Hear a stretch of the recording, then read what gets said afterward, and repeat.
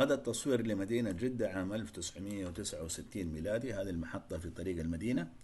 هذا أحد الشباب الجداوي اللي قام يعبي دبابة السبعين بالبنزين. هذه المنطقة في الرويس بالضبط، غرب شارع الأندلس أو طريق الأندلس.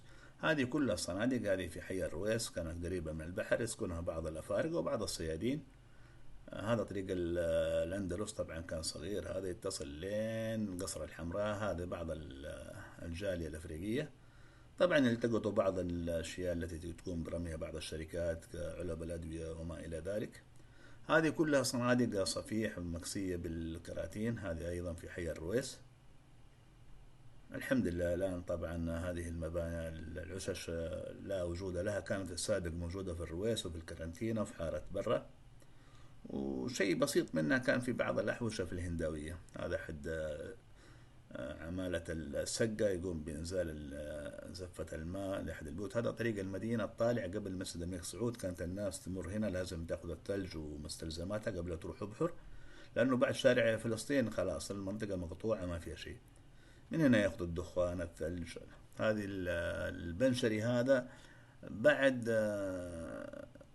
مستشفى المغربي حاليا بالضبط، اللي هو موجود في طريق المدينة. يعني يعتبر في نهاية جدة من الشمال في ذلك الوقت، قريب من قصر بن زقر. هذه القهوة كنا نرتادها نحن شباب طبعا في طريق المدينة. كان هناك قهوة كاظم، قهوة الحفرة. هذا في أمام عمارة الدخيل حاليا. هنا كان في الخزندار وفي سانيو. هذا شارع فلسطين بالضبط، وفي منه مفرق ينزلك من طريق المدينة.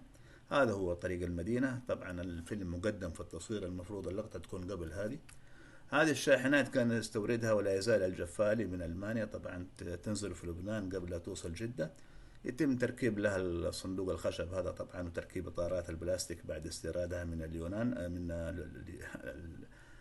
استيرادها من اليابان. هذه طبعا أمام حديقة المطار القديم. هذا مبنى الإداري للمطار. هذا شركة سراج حامل الزهران. هذا طبعا كان البقر يصول ويجول في مدينة جدة. هذا كيلو 2. كانت أغلب الأحوشة قريبة من المنطقة هذه في القوزين، وداخل جدة التاريخية في أحوشة تربية الأبقار كانت منتشرة ذيك الأيام. طبعا هذا جزء من طريق المدينة. هذا شارع الملك عبد العزيز. على اليمين كانت عمارة السليمان، تحتها الدكان أو محل خطاط زكريا الحفني. هنا عمارة عبد الله الفيصل على اليمين.